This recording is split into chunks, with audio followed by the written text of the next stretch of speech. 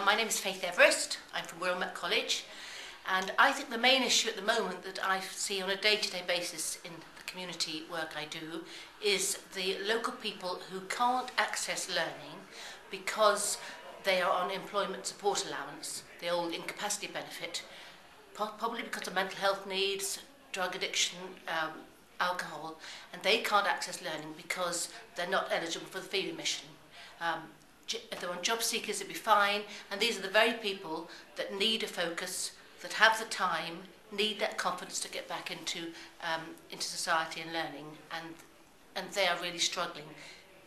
Well, for me, Sandra Sutton, the key issue for me today is the offer for women and employability and making the links between employment for women and women's learning and skills development. My name is Nina Champion. I work for the Prisoners Education Trust Learning Matters project. For me, the most important thing that came out of today was actually hearing the learners themselves, hearing their voices and their experience. Because actually what's talked about in theory, how it acts on the ground, could be very different, and their experiences of how it actually works on the ground is absolutely vital to enabling us to meet the needs of prisoners better in terms of their learning and education. My name's Sharon Barrett. I'm Head of Learning and Skills Co-Commissioning for the National Offender Management Service. I think what's come across very strongly to me today is the power of the learner voice.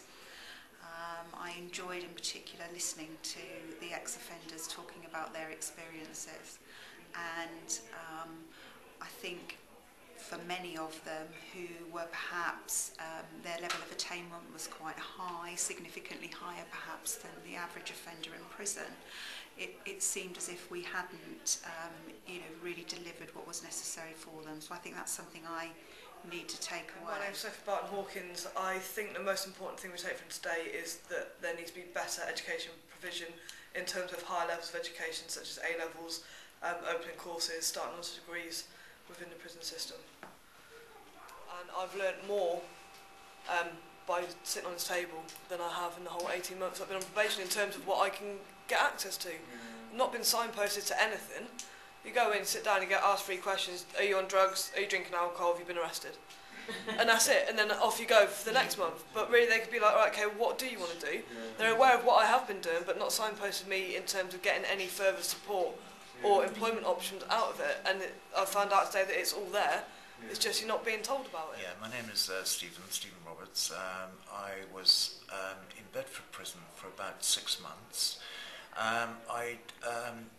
I tried to access different learning modules, although all that was actually available to me in prison was basic English and mathematical models, which actually weren't appropriate for my needs. I wanted to take out a course of to teach English as a foreign language, and that just is not available at any level at all, introductory or otherwise, if you're a short-term prisoner. I'm Helen McKeown, and I've been going to Tomorrow's Women since May 2011, and I finished my 12 months probation on the 11th of May 2012. There should be more centres like Tomorrow's Women, Wirral, for people to help them to get on with their lives and for further education like I did, and it's really helped me. Great. Okay, Carol Taylor, Director of Research and Development at NIACE.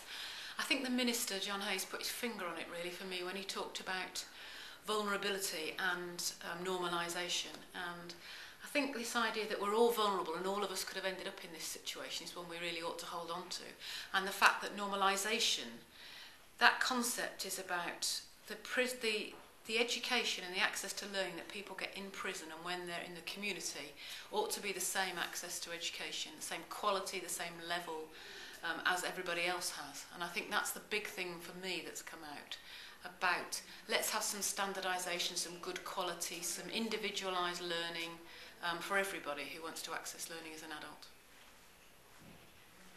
Okay, my name's Rachel Halford.